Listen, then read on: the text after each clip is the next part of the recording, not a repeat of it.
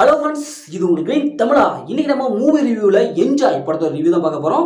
Enjoy 2023 release ஆன ஒரு romantic suspense thriller movie. இந்த படத்தோட ரிவ்யூ பொறுத்த நம்ம சேனல் சப்ஸ்கிரைப் பண்ணி உங்கள் ஃப்ரெண்ட்ஸ் சப்போர்ட் பண்ணுங்க. பெருமாள் காசி இந்த படத்தை வந்து டைரக்ட் பண்ணியிருக்காங்க. சாய்தன்யா, மதன்குமார், விக்னேஷ் மற்றும் பலர் இந்த படத்தை நடிச்சிருக்காங்க. இந்த படத்துடைய கதை என்னன்னா, சிட்டியில் ஒரு காலேஜ் இருக்கு. அந்த காலேஜில் தான் நம்ம ஹீரோயின் படிச்சுட்டு இருக்காங்க. இப்போ அங்கே வந்து லாங் லீவ் ஒன்று விட்டுருக்காங்க. உடனே ஹீரோ அவங்களுடைய ஃப்ரெண்டெல்லாம் சேர்ந்து கொடைக்கானல் ட்ரிப் போகலாம் அப்படின்னு சொல்லிட்டு பிளான் பண்ணுறாங்க. இந்த ட்ரிப்பில் கண்டிப்பாக ஹீரோயின் வரணும் அப்படின்னு சொல்லிட்டு அவங்க ஒரு சீனியர் விட்டு எப்படியாவது வந்தாகணும் அப்படின்னு சொல்லிட்டு கேட்குறாங்க. உடனே ஹீரோயின் அவங்க டீமும் சரி வரோம் அப்படின்னு சொல்லிட்டு அவங்களும் வந்துடுறாங்க. இப்போ ஹீரோ டீம் ஹீரோயின் டீம் ரெண்டு பேரும் அப்படியே கொடைக்கானல் போகிறாங்க. அங்கே கொடைக்கானல் போகும்போது அங்கே ஏகப்பட்ட சம்பவங்கள்லாம் நடக்குது. நிறையா சம்பவம் நடக்குது. அந்த மாதிரியான சம்பவம் நடக்குது. ஹீரோ டீமுக்கு ஹீரோயின் டீமுக்கு நடந்த சம்பவம் என்ன, இறுதியில் என்ன ஆச்சு அப்படிங்கிறதா இந்த படத்துடைய ஒன்லைன்.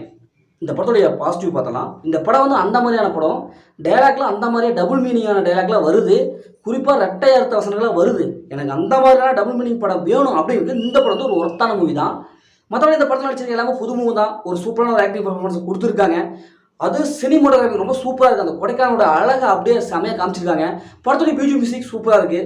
படத்தில் நடிச்சு எல்லாரும் வந்து செம்மையான ஒரு பர்ஃபார்மன்ஸை கொடுத்துருக்காங்க. இந்த படத்தில் நடக்கிற அந்த சுவாரஸ்யமான ரொமான்டிக் அந்த சம்பவங்கள்லாம் நிறைய இருக்கும். அதெல்லாம் பார்க்கும்போது கண்டிப்பாக குளிர்ச்சியாக தான் இருக்கும். ஆனால் ஒரு சில சீன்ஸ் ஓரளவுக்கு நல்லாவே வந்திருக்கு.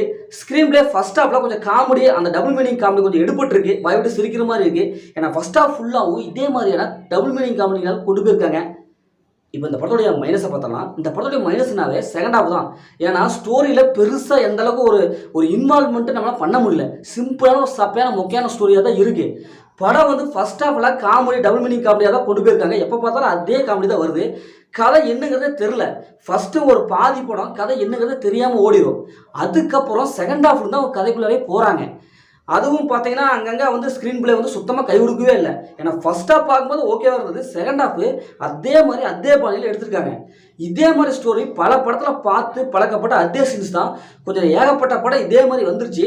அதனால செகண்ட் ஹாஃப்ல எல்லாம் கொஞ்சம் ப்ரிடிக்டபிளாக இருக்குது. படம் பார்க்கறதுக்கு என்னடா இது, எப்போ பார்த்தாலும் இதே கொண்டு வந்துருக்காங்களே அப்படிங்கிற அளவு தான் இருக்குது. அதை கொஞ்சம் மாற்றி இன்னும் கொஞ்சம் ட்விஸ்ட் அண்ட் டர்னாக சேர்த்துட்டாங்க. படம் வந்து வேற லெவலில் ஹிட் அடிச்சிருக்கும். இந்த படத்தை ஃபேமிலியோட பார்க்கலாம். கண்டிப்பாக ஃபேமிலியோட பார்க்காதீங்க. நான் ஆரம்பத்தை சொல்லிட்டு இது அந்த மாதிரியான படம். அதனால் தனியாக பார்த்து என்ஜாய் பண்ணுங்கள். முதல்ல இந்த படம் எப்படி இருக்குது, சூப்பராக இருக்கா இல்லை சுமாராக இருக்கானா? இந்த படம் அந்த மாதிரி எனக்கு வேணும், அந்த மாதிரி டபுள் வசனம் வேணும் அப்படிங்கிறது சூப்பரான படம் தான். ஆனால் எனக்கு அதெல்லாம் வேணாப்போ, ஒரு டீசெண்டான படம் வேணும் அப்படிங்கிறது கண்டிப்பாக செட் ஆகாது. ஓகே, மீண்டும் அடுத்த ஒரு மூவி சந்திப்போம். உங்களோட உங்கள் கவி பாரதி.